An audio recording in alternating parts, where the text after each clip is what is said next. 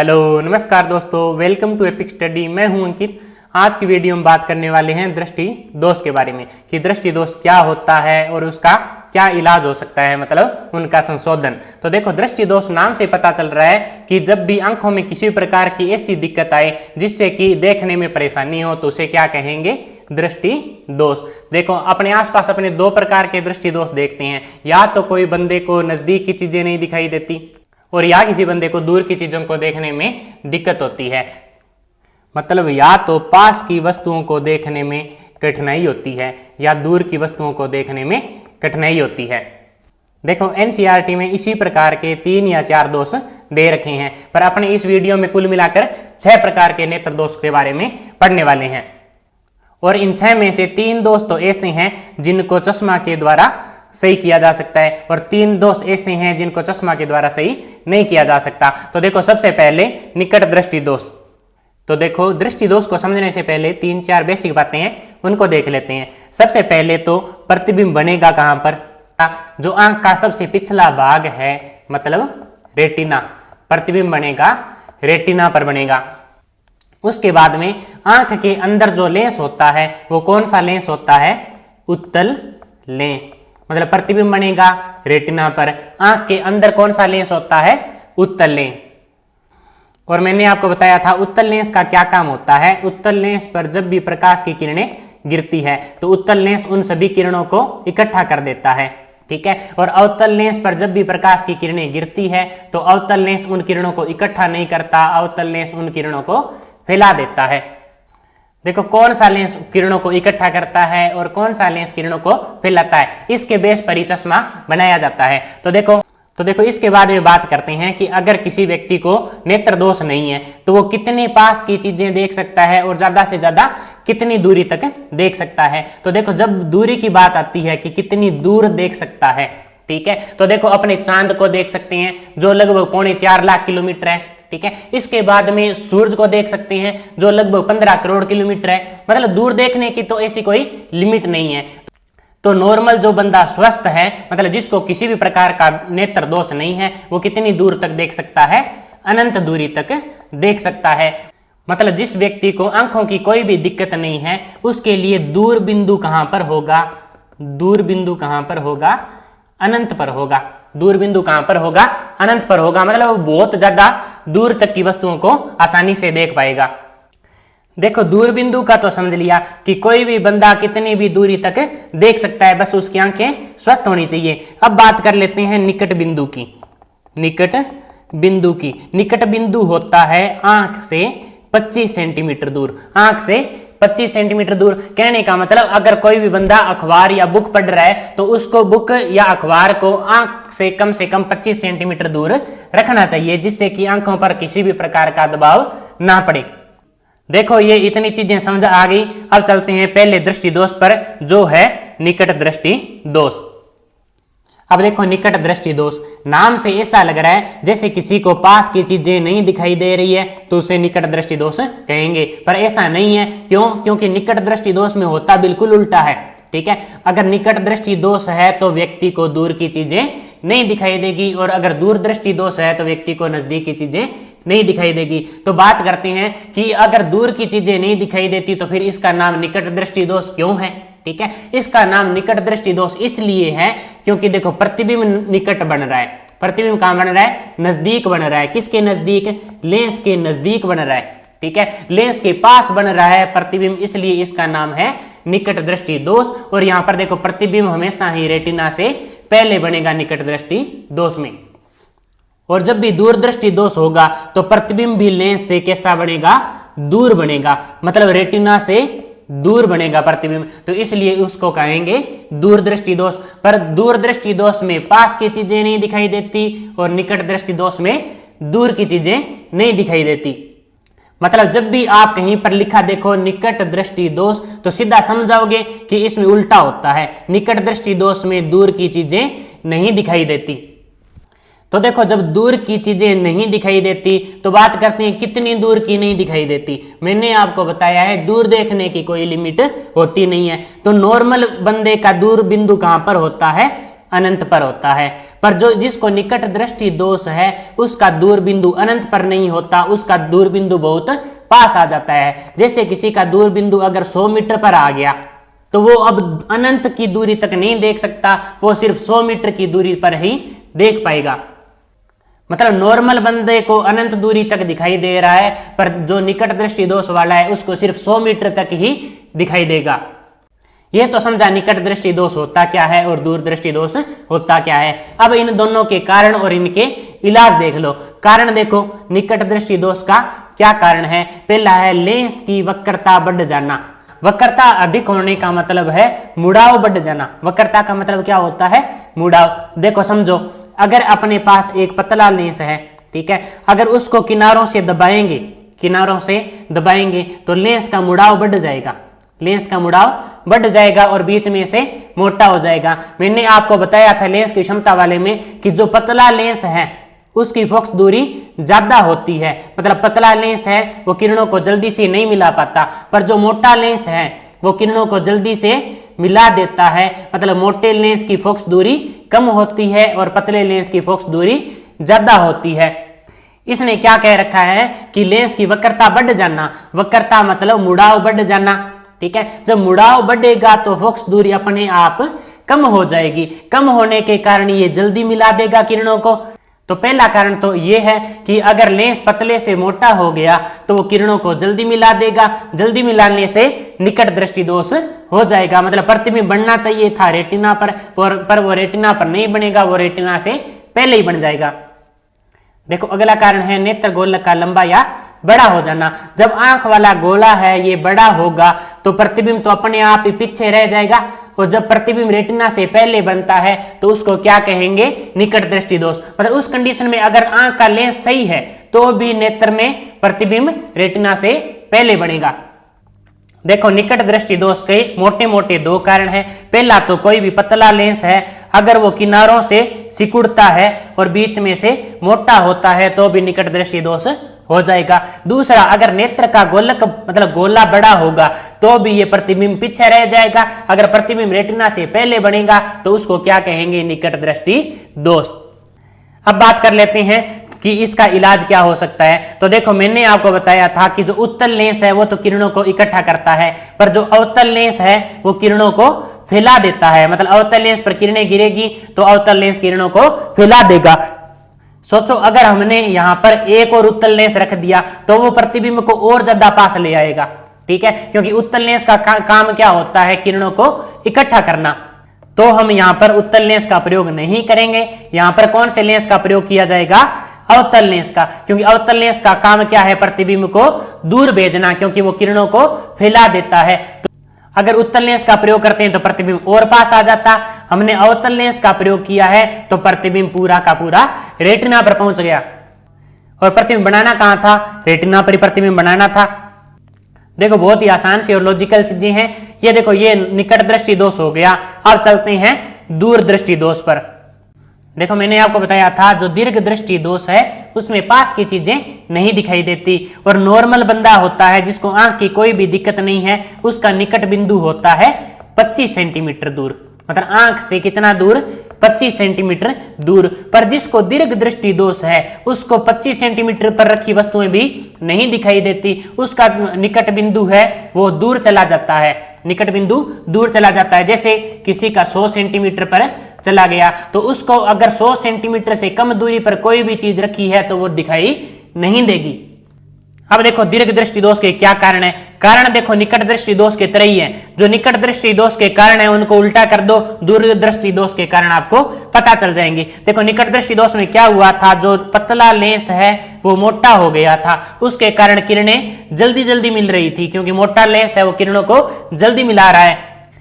तो वो रेटिना से पहले मिलने के कारण निकट दृष्टि दोष हो गया। पर दूर दृष्टि दोष में क्या होता है कि जो लेंस है वो और ज्यादा पतला हो जाता है। निकट दृष्टि दोष में तो लेंस मोटा हुआ था और दूर दृष्टि दोष में लेंस पतला हो जाता है। लेंस पतला होने के कारण क्या होता है? वो किरणों को दूर मिलाता है, और दूर मिलाने के कारण किरणें प्रतिबिंब रेटिना के बाद में बनाती है। जैसे देखो इनको किरणों को दूर मिलाया है तो प्रतिबिंब रेटिना के बाद में बना है। इसके बाद में देखो निकट दृष्टि दोष में दूसरा कारण कौन सा था कि जो नेत्र गोलक है मतलब नेत्र का गोला है वो बड़ा हो जाना। तो इसमें इसका बिल्कुल उल्टा, इसमें क्या लिखेंगे कि नेत्र का गोलक छोटा हो जाना। अगर नेत्र का गोला छोटा होगा तो लेंस भले ही सही हो, ठीक है, फिर भी प्रतिबिंब नेत्र के बाहर बनेगा और बाहर बनने के कारण दूरदृष्टि दोष हो जाएगा। अब देखो निकट दृष्टि दोष में हमने कौन सा लेंस लगाया था, अवतल लेंस लगाया था। क्यों लगाया था? क्योंकि अवतल लेंस किरणों को फैला देता है, फैलाने के कारण ये प्रतिबिंब को आगे रेटिना पर ले गया था। तो देखो अब दूरदृष्टि दोष में कौन सा लेंस लगाएंगे, उत्तल लेंस लगाएंगे। उत्तल लेंस क्यों लगाया? क्योंकि प्रतिबिंब बहुत ज्यादा दूर बन रहा था, इसको और पास बनाना था। और उत्तल लेंस का काम क्या होता है कि किरणों को जल्दी फैलाना। तो यहां पर उत्तल लेंस लगाने से प्रतिबिंब लेंस के पास आ गया। आप बस ये याद रखो, जब प्रतिबिंब को दूर ले जाना हो, प्रतिबिंब को दूर ले जाना हो तो अवतल लेंस लगाएंगे, और प्रतिबिंब को पास लेकर आना है तो उत्तल लेंस लगाएंगे।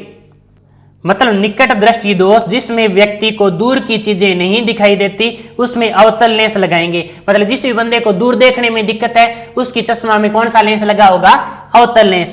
इसके बाद में दीर्घ दृष्टि दोष या दूरदृष्टि दोष, मतलब जिस भी बंदे को पास की चीजों को देखने में दिक्कत है उसकी चश्मा में कौन सा लेंस होगा, उत्तल लेंस। मतलब उत्तल लेंस पास की चीजों को देखने में और अवतल लेंस दूर की चीजों को देखने में। मैंने आपको बताया था उत्तल लेंस के लिए P और F दोनों ही किस में होते हैं, प्लस में, और अवतल लेंस के लिए P और F दोनों ही किस में होते हैं, माइनस में। तो देखो यहां पर P क्या है, P का मतलब हो गया लेंस की पावर या लेंस की क्षमता, या जिसे अपने कहते हैं चश्मे का नंबर। मतलब जिसको दूर की चश्मा लगी है मतलब उसकी चश्मा में अवतल लेंस है, अवतल लेंस होने के कारण उसकी चश्मा का नंबर हमेशा किस में होगा, माइनस में। और जिसको पास की चीजों को देखने के लिए चश्मा लगी है उसकी चश्मा का नंबर क्या किस में होगा, हमेशा ही प्लस में। ये सारी बातें बहुत ही इंपॉर्टेंट है, आपको याद रखनी है।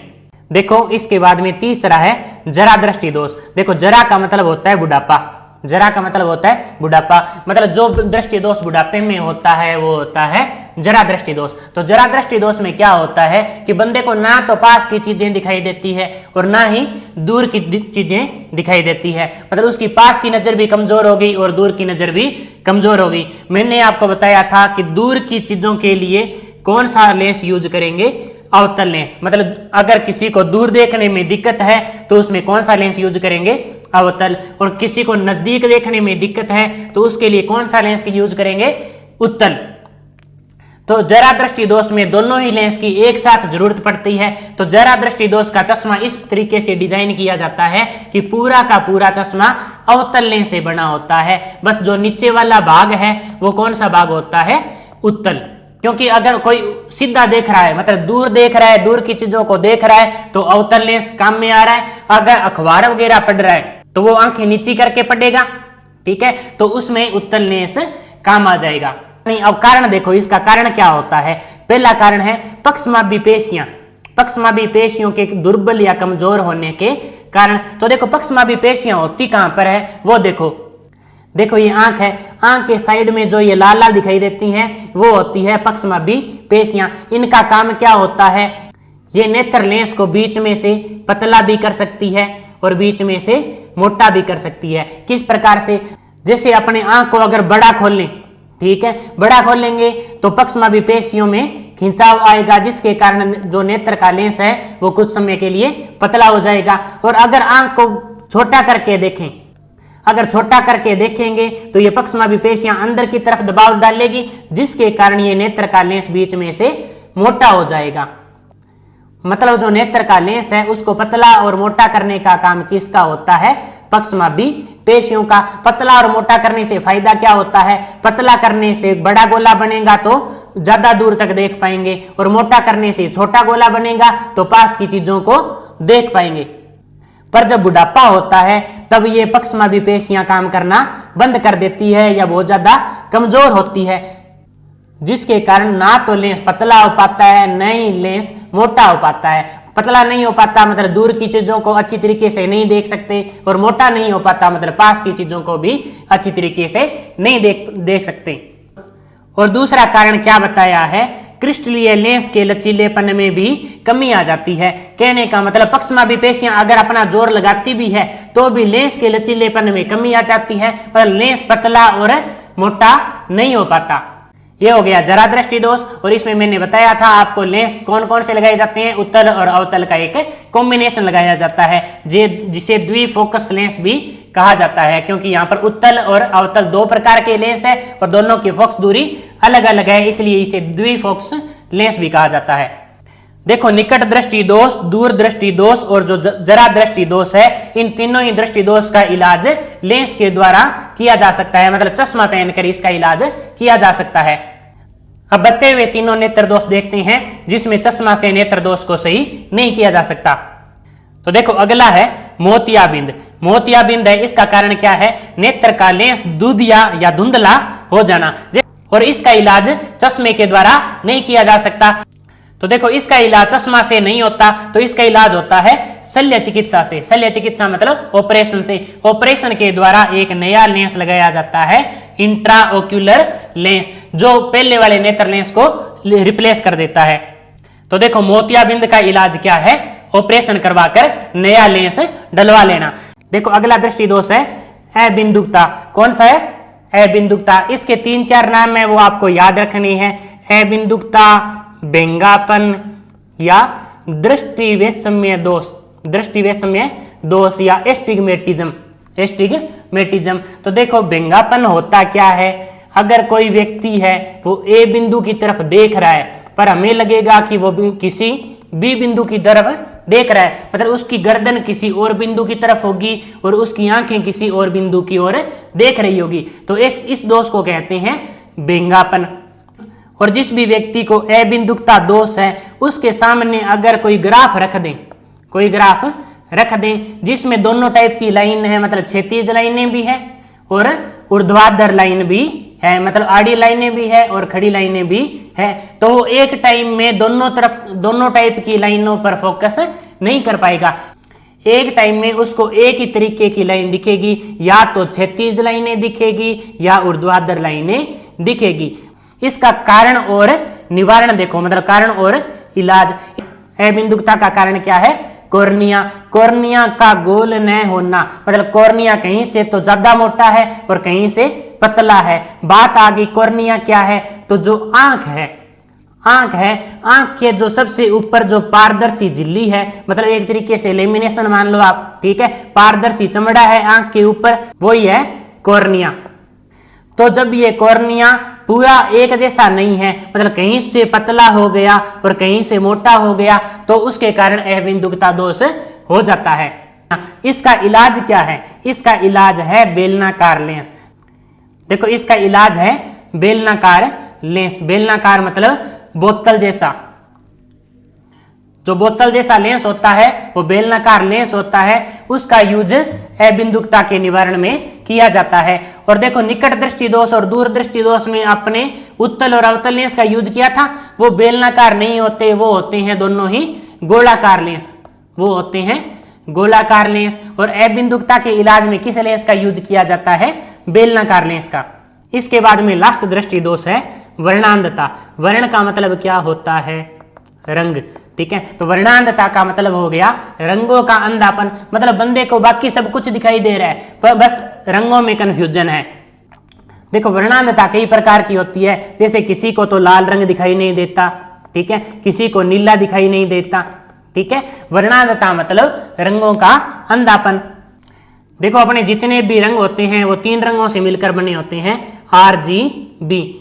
कौन कौन से, रेड मतलब लाल, ग्रीन मतलब हरा, ब्लू मतलब नीला, मतलब जितने भी रंग हैं वो रेड, ग्रीन और ब्लू से मिलकर बने होते हैं। वर्णांधता में भी कभी रेड दिखाई नहीं देगा, कभी ग्रीन, कभी ब्लू। इसके बाद में देखो वर्णांधता से रिलेटेड 2-3 फैक्ट है जो आपको याद रखने हैं। वर्णांधता से सबसे ज्यादा लोग कौन से प्रभावित होते हैं, नर मतलब मेल, मेल को सबसे ज्यादा ये रोग होता है वर्णांधता, फीमेल में ये कम होता है, लेकिन फीमेल इसकी वाहक होती है, मतलब रोग होने का कारण कौन सा होता है, फीमेल, मतलब एक माता के द्वारा ये रोग अपन उसकी संतान में चला जाता है। इसके बाद में जन्मजात वर्णांधता का कोई इलाज नहीं है। मतलब जो वर्णांधता बच्चे के जन्म से है, मतलब जन्म से उसको किसी भी रंग को देखने में दिक्कत आ रही है तो उसका कोई भी इलाज नहीं है। पर वर्णांधता का कारण क्या होता है? नेत्र के शंकु।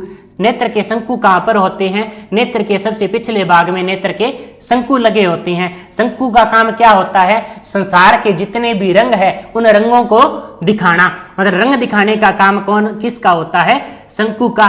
तो वर्णांधता रोग में शंकु के अंदर दिक्कत आ जाती है, या तो कोई शंकु है ही नहीं है तो उसमें कोई दिक्कत आ गई है, उसी के कारण वर्णांधता मतलब रंगों का अंधापन होता है। उम्मीद करता हूं दोस्तों कि आपको नेत्र दोष टॉपिक अच्छी तरीके से समझ आ गया होगा, और कोई भी प्रकार का डाउट बचता है तो आप कमेंट सेक्शन में पूछ सकते हैं। और इसी टॉपिक के MCQ अगली वीडियो में आपको देखने को मिलेंगे। किसी भी प्रकार का डाउट नहीं रहना चाहिए है, तो मिलते हैं अगली वीडियो में।